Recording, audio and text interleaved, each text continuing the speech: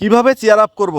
শান্ত শান্ত শান্ত, সৌম্য সৌম্য সৌম্য, নাকি শূন্য শূন্য শূন্য?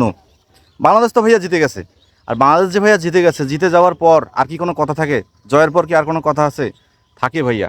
বাংলাদেশের মতো দলের জন্য জেতার পরও অনেক কথা থাকে, অনেক আলোচনা থাকে।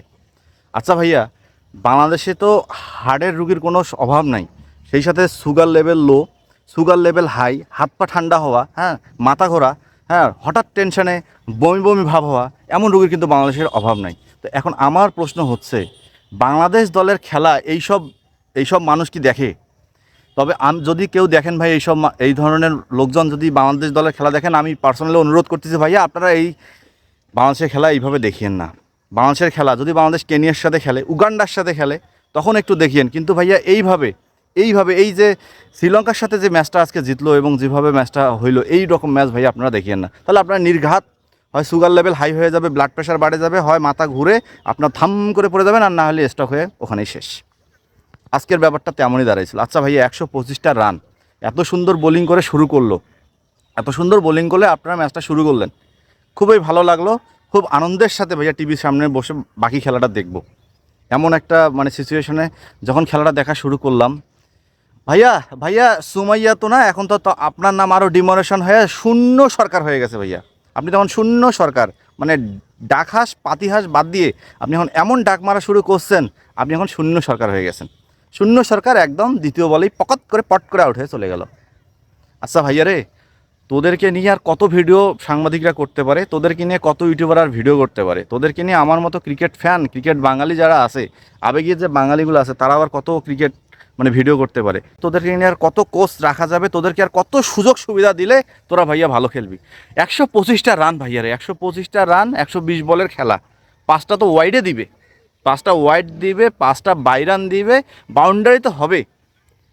সেখানে তোরা যেভাবে ম্যাচটাকে নিয়ে গেলি, 8 রানে 2 উইকেট চলে গেল, পাওয়ার পরে শেষে বাংলাদেশের রান না বললে, আপনারা তো দেখছেন খেলা, না বলি।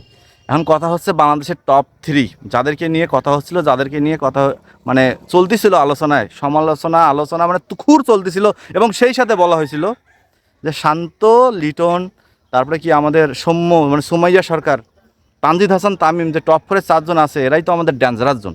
ভাইয়া বিপদ সীমা যে থাকে না, আমাদের যখন ওই রেমেল আসছিল বিপদ সীমা দিছিল না, আমাদের ক্রিকেট দলের বিপদ সীমা তো ভাই এখন টপ 4।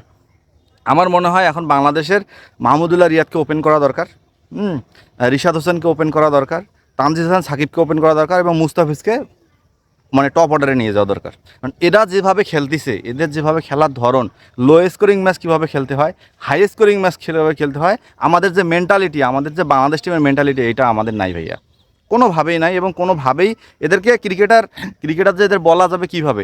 আমাদের লিটন কুমার দাস বেচারা অনেক কষ্টে, মনে হয় অনেক ধৈর্য ধরে দেখতেছে ভাইয়া, খেলা সামলানো মুশকিল বাঙালির।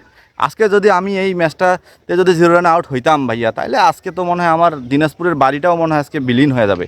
এমন একটা অবস্থায় পড়ে তিনি অনেক কষ্টে, একদম কুষ্ঠকাঠিন্যর মতো ক্রিজে আটকে থেকে ভাইয়া 36টা রান করে 36 বলে আউট হয়ে গিয়ে বিপদে ফেললো। আর ভাইয়া হৃদয়, বাবারে তুই ছোট মানুষ, তুই 3টা 6 মারলো একজন এস্টাবলিশ অলরাউন্ডারকে, বিশ্বের সেরা 10 জনের মধ্যে যে 2 নম্বরে, তাকে 3টা 6 মারি, তোর কোন হিসাবে চতুর্থ বলটাও তুই মারতে যাস ভাইয়া?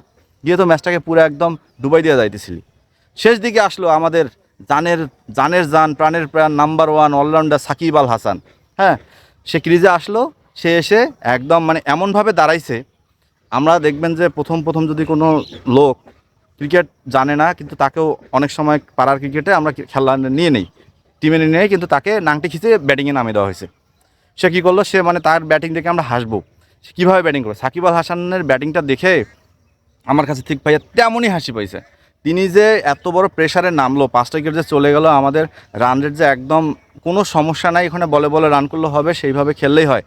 তিনি এমনভাবে আপার কাটটা মারলো পাথিরানা তো ওটা সবচেয়ে স্ট্রং বল, ওই বলটা সে শটটা খেলতে বাধ্য করায় ব্যাটসম্যানদেরকে। সে জেনে শুনে তার এতগুলো অভিজ্ঞতা নিয়ে সে আপার কাট করে গিয়ে ম্যাচটাকে রিক্সে ফেলাই দিছিল। কপালটা ভালো ভাই, আমরা তো বুড়া হয়ে গেছি, দাড়িতে পাক ধরছে, বয়স চলে না, দৌড়াইতে পারবো না, ফিল্ডিং করতে পারবো না, টিমে নেওয়া যাবে না, একাদশে বাইরে রাখো। সেই মাহমুদুল্লাহ রিয়াদ ভাই একটা 6 মারে ম্যাচটাকে শান্ত করলো। ভাই এরকম যদি হয় একটা লো স্কোরিং ম্যাচে বাংলাদেশের ব্যাটিং অর্ডারের অবস্থা, তাহলে আমরা আর কার খেলা দেখতে পারি?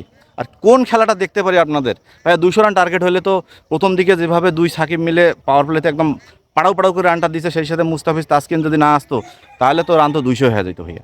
আর 200 রান হলে তো ম্যাচটা আরও মনে হয় দেখা যেত না। আর তো দেখার এখানে কোনো প্রশ্নই আসতো না। টপ অর্ডার, আমাদের টপ অর্ডার এরা প্র্যাকটিস করে ভাইয়া, এদের নাকি ভাইয়া রোদের মধ্যে প্র্যাকটিস করলে বুঝছেন স্কিনের গ্লেস নষ্ট হয়ে যায়। এরা এসি এয়ার কন্ডিশনের ভিতরে ঢুকে পার ঘন্টা $70 খরচ করে এরা এসির ভিতরে কালকে প্র্যাকটিস করছে।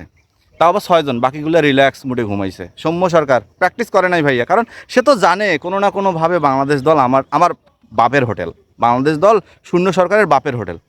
তো এখন আপনারা বলেন এত কম রানে যদি এই অবস্থা দাঁড়ায় ভাইয়া আমাদের, তাহলে আমরা কোন খেলাটা দেখে আপনাদের শান্তি পাবো, হাসবো, খেলবো এবং জিতবো রে?